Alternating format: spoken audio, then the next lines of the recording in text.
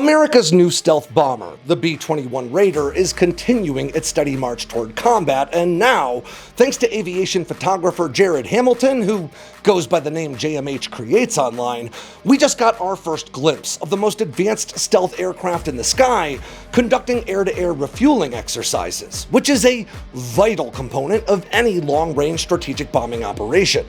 Now, the B-21 isn't just the second stealth bomber that the US has fielded, it's only the second stealth bomber that this world has ever seen, building upon lessons learned from Northrop's B-2 Spirit program that oversaw more than a decade's worth of stealth bomber production and nearly 30 years worth of upgrades and operational sustainment since. And the result is a stealthy new flying wing that promises to be a lot more than just another bomber, with the most advanced intelligence surveillance and reconnaissance suite ever developed and a design emphasis focused on maintaining continuous and secure communications across the battlefield.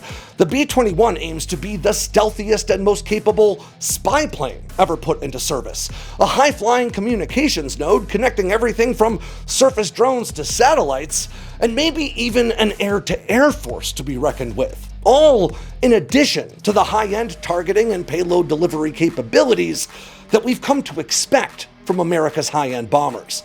So let's take a closer look at these images and videos from Jarod Hamilton, along with a bit of an update on the aircraft that just may become the new cornerstone of American air power for generations to come.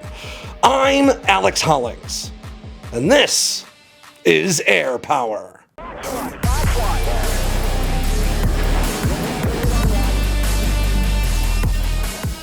Yesterday afternoon, images and videos of the first B-21 Raider being refueled mid-flight over California began to surface online. And the first footage that I came across on my timeline absolutely came from our good friend Jarod Hamilton.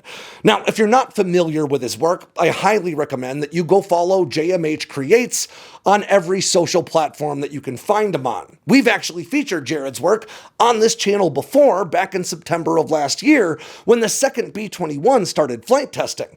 Now, these images and footage show what sure looks to me to be the first test article B-21 refueling from a fully modernized KC-135R that's operated out of Edwards Air Force Base in Kern County, California. That's just about 40 miles north of the Palmdale facility where the bomber was built. Now, I say this is the first B-21 rather than the second one in testing because close-up images clearly show that flight test air data probe sticking out of the front of it like a mosquito's proboscis. Now, these probes stick far out in front of the aircraft to collect sensor data from the undisturbed air that hasn't been impacted by the aircraft yet. And this makes it possible to collect baseline information on things like airspeed, slip angle, angle of attack, and more to compare to data collected elsewhere on the aircraft to determine the accuracy of your aerodynamic modeling or to tune flight control systems and calibrate onboard sensors. Now, this sort of data analysis is essential in the early testing of new aircraft, but that probe's probably going to be removed from this jet sometime in the not-too-distant future, as the Air Force has stated that the test article B-21s have matured so extensively in the digital environment that they were first designed in that the first bomber in testing is already considered close enough to the final product that even it will eventually be retrofitted into a fully operational combat aircraft. Now, in some images that have surfaced online, we can also see an F-16 chase plane participating in this exercise. And to some extent, that chase plane also serves as an extension of the testing apparatus found on the Raider. That F-16 and its pilot serve in a variety of roles, including the documentation of test conditions and observing the structural and control behavior of that tested aircraft, or the bomber. Now, that F-16 pilot can visually confirm things that the Raider pilot can't see, like if the landing gear has fully retracted or if there are issues with control surfaces. He can help guide the test pilot back to a safe landing in case of an emergency, and then coordinate with emergency responders if the worst were to happen. Now, chances are good that the Viper pilot also captured some absolutely awesome footage of this B-21 in flight, but we haven't been lucky enough for the Pentagon to release any of that stuff just yet. Now, one thing that did catch my eye in these pictures in particular was the size of the B-21 as compared to that KC-135 that's refueling it. Now, the B-21's actual wingspan has not been publicly disclosed, but we've long known that it would be smaller than the B-2 Spirit that it's slated to replace, which has wings that stretch out to about 172 feet. Now, online claims for the B-21's wingspan are really all over the place, which serves as a friendly reminder not to believe everything that you read on Reddit. Now, some sources claim it may be as small as 125 feet, while analysts like Tyler Rogaway have gone to the other extreme and estimated that it may be as big as 155 feet. But the most commonly cited figure you'll probably come across online tends to be 132 feet. Now, the KC-135R has a wingspan that is just shy of 131 feet, and it should be noted that the B-21 that it's refueling is probably 10 or maybe even 20 feet below the tanker in order to meet up with that refueling probe. Now, doing a simple pixel count on several different images from different photographers shows that the B-21's wingspan seems to be something in the neighborhood of 17% larger than that KC-135's. Now, apparent size is inversely proportional to distance, which is a very fancy way of saying that stuff looks bigger when it's closer to you. But at a distance of 10,000 feet or more, that 10 to 20 foot disparity in range has a very small impact on perceived size, maybe about 0.1% by my admittedly shaky math. And according to publicly available flight tracking data on that KC-135 used in the exercise, the refueling altitude for this mission was 23,000 feet, meaning the relative difference in scale created by that 10 to 20 foot disparity would be even smaller than 0.1%. And with that in mind, that would make my estimate for the B-21's wingspan, based on these pictures, well, just about 153 feet, which is painfully close to Tyler Rogaway's claim and might just mean that he's right. But I do want to be clear that there are lots of ways that analyzing photos can trick you, so you wouldn't catch me testifying to this wingspan estimate under oath anytime soon. But if it is true, that would mean the B-21's wingspan is only about 10% smaller than its older sister, the B-2. And that really throws a wrench in all those Chinese media claims about the Raider being too small for the strategic bombing mission. Now, air-to-air refueling is an absolutely critical capability for America's bomber force, and it's a lot more dangerous than most people tend to realize. And that's in part because America operates the largest fleet of airborne refueling tankers in the world by a factor of more than 25, so we sort of make it seem like standard everyday fare. The US is said to operate something in the neighborhood of 610 refueling aircraft, with number 2 in the world, Saudi Arabia, following far behind with just 22. Now, Russia is currently ranked 3rd with 18 tankers, and China rounds out the top 8 with just 9 refueling aircraft. Now, in the past, I've described America's tanker fleet as the nation's most important strategic weapon, and I meant it. These tankers are the backbone of American air power, providing global reach and unmatched persistence in theater for both strategic and tactical aircraft that just can't be matched by anybody else on Earth. Then, truth be told, tankers are practically just as important to long-range bombing missions as the bombers themselves. The B-2 Spirit currently holds the record for the longest bombing mission in history, remaining airborne for an astonishing 44 straight hours during a round-trip bombing mission from Whiteman Air Force Base in Missouri to Afghanistan in 2001. Now, that mission saw the 2-man bomber crew conduct 5 mid-flight refuelings just on their way to Afghanistan, while carrying a payload of some 40,000 pounds worth of JDAMs, or Joint Direct Attack Munitions, basically GPS-guided bombs. Now, the B-2 Spirit has a publicly disclosed unrefueled range of 6,900 miles, but it's really important to understand that those figures change a lot based on things like the size of the payload the bomber's carrying and the environment that it's flying through. During last year's B-2 strikes against Iran's subterranean nuclear facilities, as a great example, those bombers were flying with a larger payload than the aircraft is publicly rated to carry. lugging two 30,000-pound GBU-57 massive ordnance penetrators each for a combined 60,000 pounds of ordnance in bombers that the Air Force themselves say can only carry 40,000 pounds worth of anything. Now, with these extremely heavy payloads on board, B-2s would have had to refuel much more frequently, and indeed, they likely flew a good chunk of the distance to Iran and back, practically escorted by KC-135 and KC-46 tanker wingmen. And the same will almost certainly be true for the B-21 when it comes online. The B-21 is expected to offer the same or even greater unrefueled range than the B-2, while admittedly carrying a smaller payload.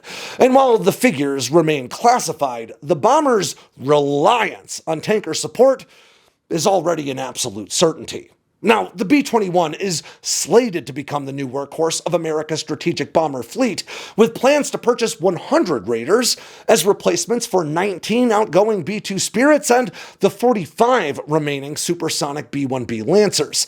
But remarkably, the B-21 will not replace the legendary B-52 Stratofortress, and instead, it'll fly alongside the elder statesman of the bombing world through at least 2050 and, honestly, probably quite a bit longer, all the way to the century mark for the B-52. In future bombing missions, the B-52 will serve as America's standoff bomber, carrying and deploying long-range munitions from outside the reach of adversary air defenses, while the B-21 will provide deep penetration strike and stand-in strike capabilities, basically operating inside hotly contested airspace instead of outside of it. Now, the first production representative test article B-21 was unveiled to the public in Palmdale, California in December of 2022, and less than 1 year later, in November of 23, the program began flight testing. Since then, the B-21 effort has progressed largely on time and on budget, which again is something of a miracle in the world of stealth aviation. In 2010, at the earliest onset of this new bomber effort, it was projected that they would cost around $500 million each in the day's currency. But inflation has absolutely exploded since then.